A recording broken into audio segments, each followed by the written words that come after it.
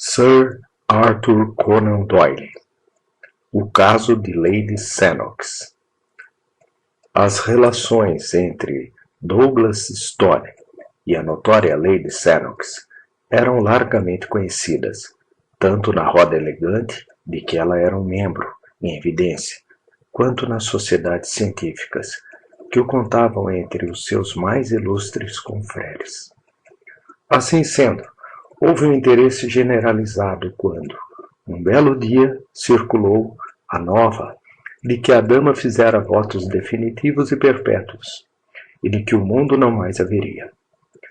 Quando, imediatamente em seguida a esse boato, veio a notícia de que o célebre cirurgião, o homem de nervos de aço, fora encontrado de manhã pelo criado de quarto, sentado à beira da cama, a sorrir embevecidamente para o mundo, com as duas pernas enfiadas numa só perna da calça, e seu cérebro privilegiado não valendo mais que uma tigela de mingau. O caso foi suficientemente extraordinário para provocar uma forte comoção entre pessoas que não esperavam que seus nervos esgotados fossem capazes de tal. Douglas Stone era em sua plenitude um dos homens mais notáveis da Inglaterra. Aliás, mal se podia dizer que tivesse chegado à plenitude, pois não tinha mais de 39 anos ao tempo desse pequeno incidente. Os que melhor o conheciam sabiam que, famoso como cirurgião, poderia ter brilhado ainda mais depressa em uma dúzia de outras profissões. Poderia ter trilhado o seu caminho para a fama como militar, poderia tê-lo desbravado como explorador, conquistado nas cortes de justiça, ou construído em pedra e ferro como engenheiro. Nascera para ser grande, pois era capaz de planejar o que mais ninguém ousaria executar, e fazer o que mais ninguém se atreveria a planejar. Em cirurgia não havia quem lhe fizesse sombra. Seus nervos, seu julgamento, sua intuição eram fora do comum. Repetidamente seu bisturi atalhava a morte, ainda que roçando as próprias molas da vida no processo, a ponto de deixar seus assistentes mais brancos que o paciente. Sua energia, sua audácia, sua vigorosa confiança deixaram memória que perdura ainda ao sul da Marylebone Road e ao norte da Oxford Street. Seus vícios eram tão soberbos quanto as suas virtudes, e muitíssimo mais pitorescos. Por grande que fosse a sua renda, a terceira entre os profissionais de Londres, ficava muito abaixo do luxo em que ele vivia. Profundamente arraigada em sua complexa natureza, havia uma veia de sensualidade. Para satisfazê-la, ele empenhava todos os ganhos que a vida lhe proporcionava. O olho, o ouvido, o tato, o paladar o governavam. O buquê de vinhos velhos, o perfume de essências raras, as curvas e matizes das mais finas porcelanas da Europa eram as coisas em que a incessante torrente de ouro se transformava. E então aconteceu a sua súbita e desvairada paixão por Lady Senoks, quando uma única entrevista com um par de olhares provocantes e uma palavra sussurrada o incendiaram. Ela era a mulher mais fascinante de Londres. Para ele, a única. Ele era o homem mais bem parecido de Londres, mas não o único para ela. Ela tinha uma queda por experiências novas e era solícita para com a maior parte dos homens que a cortejavam. Pode ter sido a causa ou pode ter sido o efeito que Lord Senoks aparentasse 50 anos, embora não tivesse mais de 36. O Lord era um homem reservado, calado, incolor, com lábios finos e pálpebras pesadas, muito dado à jardinagem e de hábitos caseiros. Em certa época, gostara de representar. Chegara a arrendar um teatro em Londres, e fora no palco que ficara conhecendo Miss Marion Dawson, a quem oferecera sua mão, seu título e um terço de um condado. Desde o casamento passara a aborrecer o seu antigo hobby, Mesmo em representações privadas, ninguém mais o convencia a exercitar o talento que ele muitas vezes demonstrara possuir. Ele se sentia mais feliz com uma pá de jardineiro e um regador entre as suas orquídeas e crisântemos. Era uma questão interessante saber se ele era absolutamente falto de senso ou irremediavelmente desprovido de espírito. Sabia ele do procedimento da esposa e se resignava, ou seria simplesmente um imbecil cego e decrépito.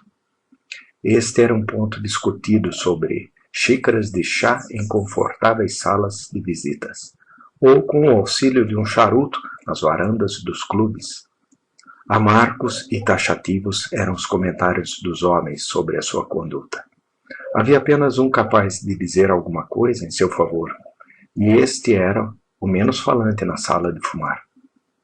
Vira-o domar um cavalo na universidade, e o fato parecia ter lhe deixado uma forte impressão. Mas quando Douglas Stone passou a ser o favorito, todas as dúvidas quanto ao conhecimento ou ignorância de Lord Sennox foram postas de lado para sempre. Com Stone não havia subterfúgios. À sua maneira prepotente e impetuosa, ele desafiava toda cautela e discrição. O escândalo tornou-se notório.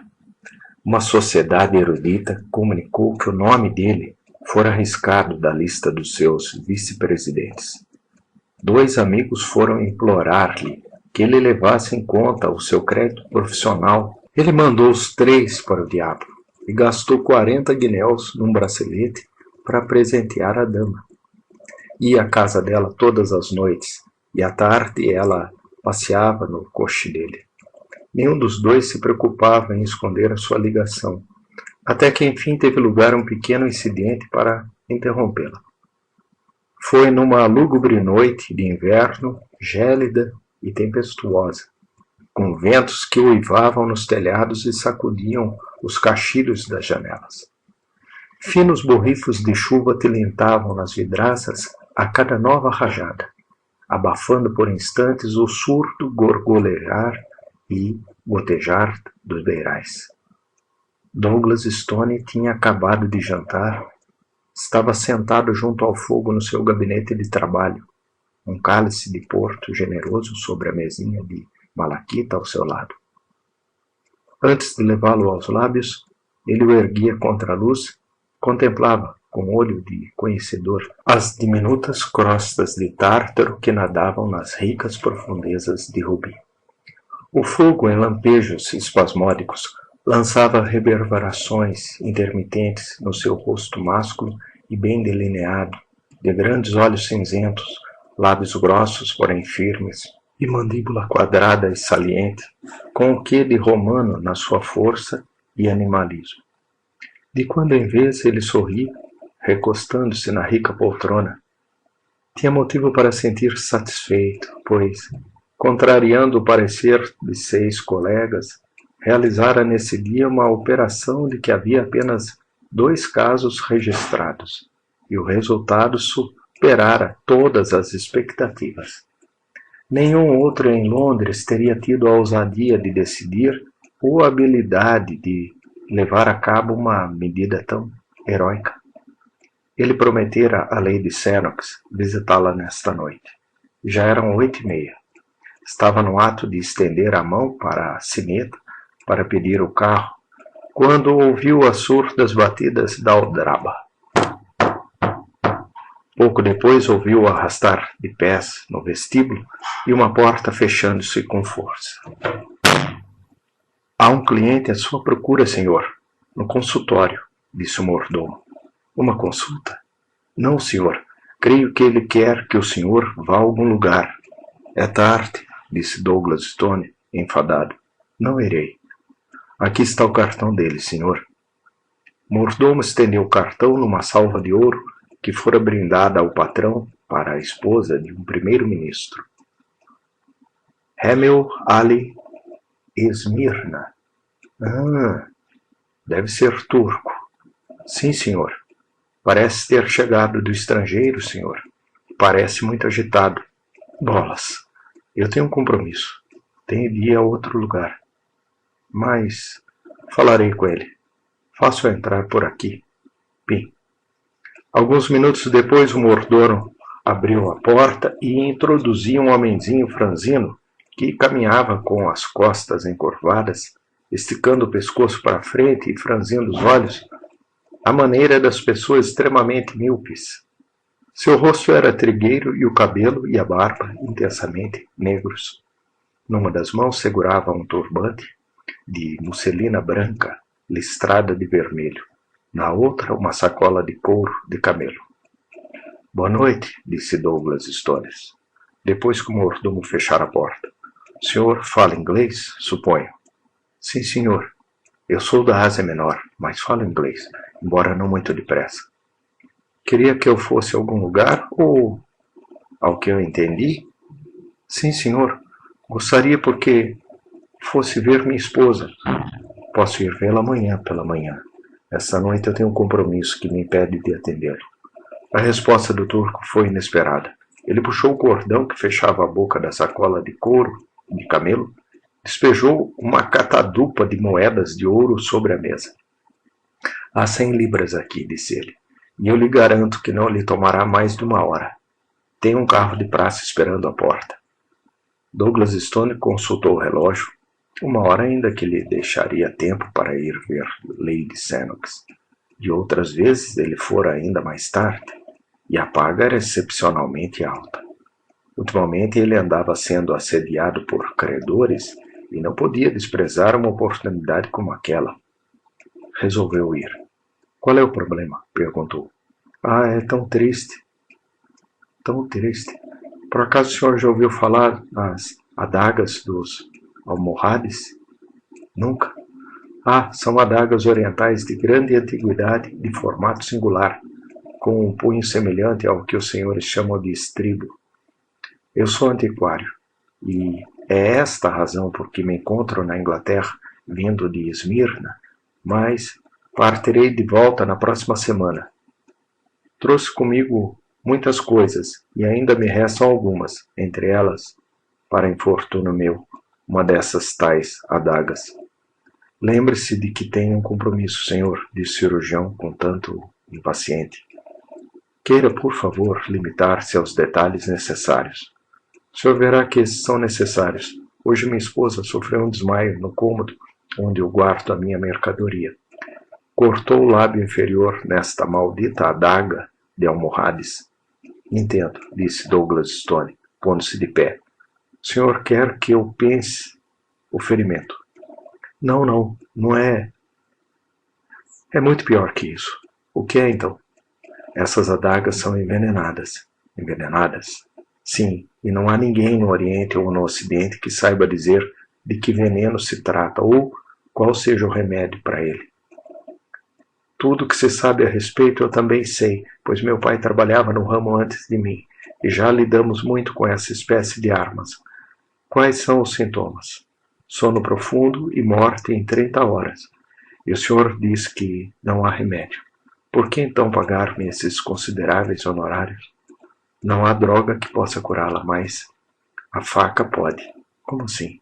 O veneno é de absorção lenta, permanece horas na ferida. Talvez uma lavagem pudesse removê-lo. Não mais do que numa picada de cobra. É por demais sutil, insidioso. Excisão da ferida, então, é isso. Se for num dedo, amputa-se o dedo.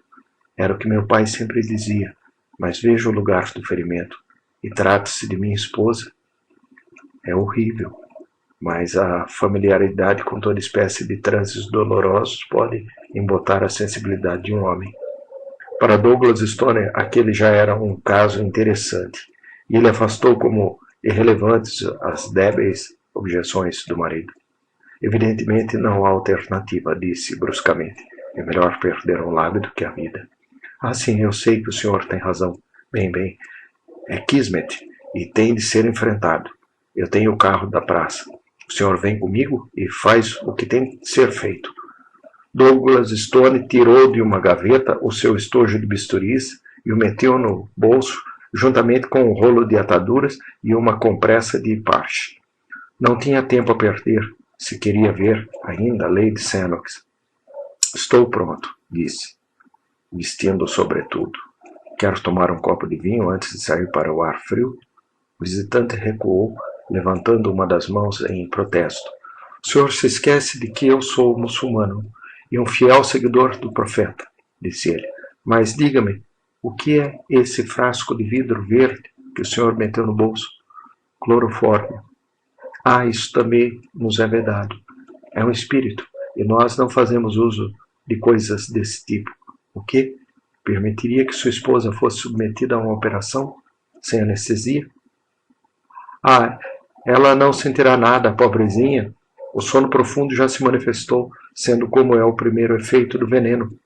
E eu lhe ministrei do nosso ópio de Esmirna. Vamos, senhor, pois uma hora já se passou.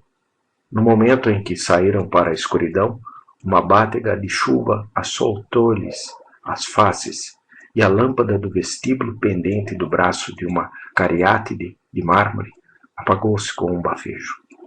Pim, o mordomo, fechou a pesada porta, aplicando-lhe o ombro com esforço contra o vento, e enquanto os dois homens tenteavam o caminho em direção ao clarão amarelado que mostrava onde o carro de praça estava à espera.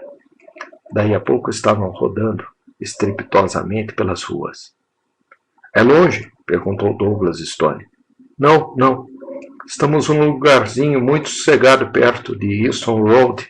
O cirurgião comprimiu a mola do seu relógio de repetição, escutou os débeis tinidos que lhe informavam a hora. 9:15. Ele calculou as distâncias e o breve tempo que consumiria em completar uma intervenção tão trivial. Poderia estar com Lady Sennox às 10. Através dos vidros embaçados, ele via os focos borrados dos lampiões de gás dançando em desfilada, e ocasionalmente o clarão maior da frente de uma loja. A chuva martelava e matracolejava na capota de couro do carro, e as rodas esparrinhavam água e lama das poças que atravessavam. À frente dele, o tocado branco do seu companheiro brilhava vagamente na obscuridade. O cirurgião apalpou os bolsos, dispôs em ordem suas agulhas, ligaduras e alfinetes de segurança, de modo a não perder tempo quando chegassem. Ardia de impaciência e tamborilava com o pé no assoalho. Por fim o carro sofreou a marcha e parou. Douglas Stone saltou rapidamente com o mercador de Esmirna nos seus calcanhares. Pode esperar aqui, disse ao condutor. Era uma casa modesta, numa rua estreita e sórtida.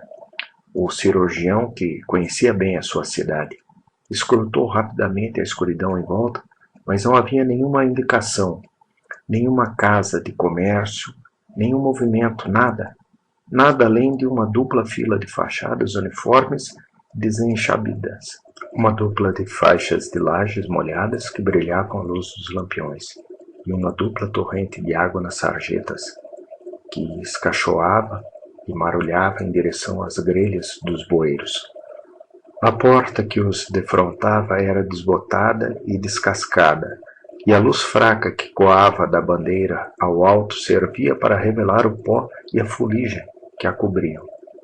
Mais acima, na janela de um quarto de dormir, havia um clarão amarelado, baço e vacilante. O mercador bateu com força. Quando ele voltou o rosto escuro para a luz, Douglas Stone notou-lhe a crispação de ansiedade. Um ferrolho foi corrido, uma velha com uma lamparina apareceu à porta, protegendo a chama débil com uma mão nodosa. Tudo bem? Arquejou o mercador. Ela está como o senhor a deixou, senhor. Não falou? Não, está dormindo profundamente. O mercador fechou a porta. Douglas Stone enveredou por um estreito corredor, olhando em torno um tanto admirado. Não havia linóleo, nem capacho, nem cabide. Por toda parte seus olhos deparavam uma espessa camada de poeira escura e grossos festões de teias de aranha. Seguindo a velha por uma escada tortuosa, suas pisadas firmes ecoavam rudemente no silêncio da casa. Não havia tapete. O quarto era no segundo andar. Douglas Stone entrou atrás da velha governanta, com o mercador à retaguarda. Ali, por fim, havia mobília, e de sobra. O assoalho era coalhado e os cantos abarrotados de escrínios turcos. Mesinhas marchetadas, cotas de malha, estranhos cachimbos e armas bizarras. Uma única e pequena lamparina queimava sobre uma peanha na parede. Douglas Stone apanhou-a e, zigue-zagueando por entre a barafunda, aproximou-se da cama colocada a um canto, sobre a qual jazia uma mulher vestida à moda turca, de yasmak e véu. A parte de baixo do seu rosto estava exposta. O cirurgião viu um corte irregular que se estendia junto à borda do lábio inferior. O senhor vai desculpar o yasmak, disse o turco. Sabe como são nossos costumes no Oriente com relação às mulheres. Mas o cirurgião não estava preocupado com o yasmak. Aquilo para ele já não era uma mulher, era um caso. Ele inclinou-se e examinou cuidadosamente o ferimento. Não há sinais de irritação, disse. Podemos adiar a operação até que surjam sintomas locais. O marido retorceu as mãos com agitação irreprimível. Ah, senhor, implorou, não perca tempo. O senhor não sabe. É mortal. Eu sei, eu lhe afirmo que uma operação é absolutamente necessária. Somente a faca pode salvá-la. Mesmo assim estou inclinado a esperar, disse Douglas Stone. Basta, explodiu o turco, encolerizado. Cada minuto conta, e eu não posso ficar aqui parado e ver minha esposa se finar. Só me resta agradecer-lhe por ter vindo e ir buscar outro cirurgião antes que seja tarde. Douglas Stone hesitou. Devolver aquelas 100 libras não era uma ideia agradável. Mas era claro que se ele abandonasse o caso, teria de devolvê-las. E se o turco estivesse certo e a mulher morresse? Sua posição no inquérito seria embaraçosa. O senhor já teve alguma experiência pessoal com esse veneno? Tive. E me garante que a operação é inadiável? Juro-lhe por tudo que é sagrado. A desfiguração será medonha. Sim, não será uma boca muito agradável de beijar. Douglas Stone voltou-se ferozmente para o homem. A declaração fora brutal, mas um turco tem seus próprios modos de falar e de pensar e não havia tempo para uma altercação. Douglas Stone retirou um bisturi do estojo, abriu, experimentou com o indicador a lâmina reta e afiada. Depois aproximou-se da cama a lamparina. 2 olhos negros fitavam-no através da fenda do yasmak. Eram feitos só de íris. As pupilas mal se podiam distinguir. O senhor lhe aplicou uma forte dose de ópio. Sim, foi uma boa dose. Ele olhou de novo aqueles olhos escuros diretamente fixos nos seus. Eram inexpressivos e mortiços, mas, enquanto ele olhava, uma centelha fugidia perpassou por eles e os lábios tremeram. Ela não está totalmente inconsciente, disse ele. Não é melhor usar a faca enquanto for indolor? O mesmo pensamento correra à mente do cirurgião. Ele prensou o lábio ferido com o fórceps. Com 2 talhos destros, retirou um largo pedaço em forma de V. A mulher saltou na cama com um grito horrivelmente gargarejante. O véu escorregou-lhe do rosto. Era um rosto que ele conhecia, apesar do lábio superior distendido e da babugem de sangue, era um rosto que ele conhecia. Ela levara a mão à brecha e continuava a gritar.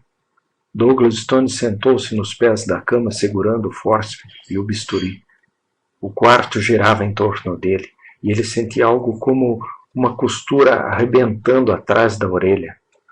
Um observador diria que o rosto dele era o mais horrendo dos dois.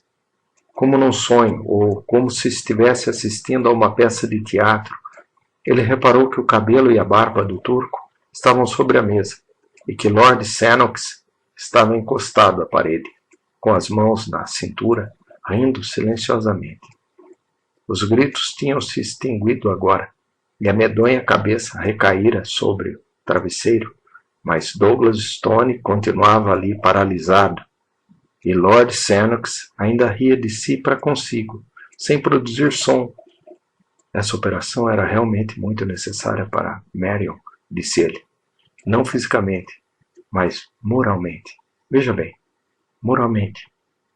Douglas Stone debruçou-se para a frente e pôs-se a brincar com as franjas da colcha.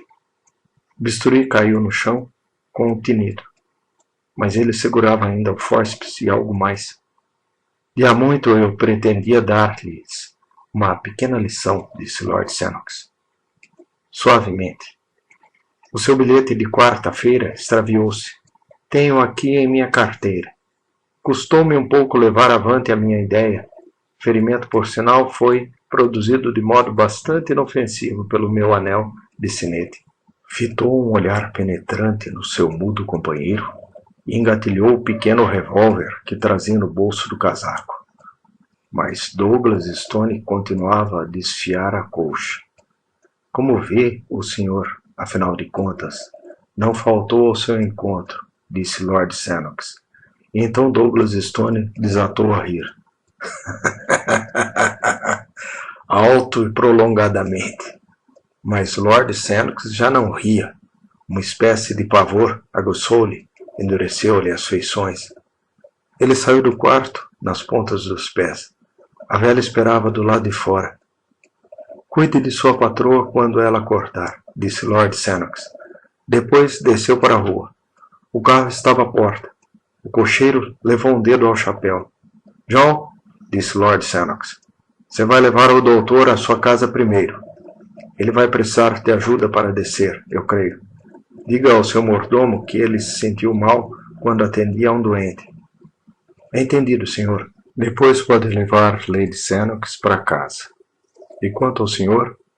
Ah, sim, meu endereço durante os próximos meses será o Hotel de Roma, Veneza. Providencie para que a correspondência seja enviada para lá. E diga a Stevens que exponha todos os crisântemos roxos na próxima segunda-feira e que me telegrafe o resultado.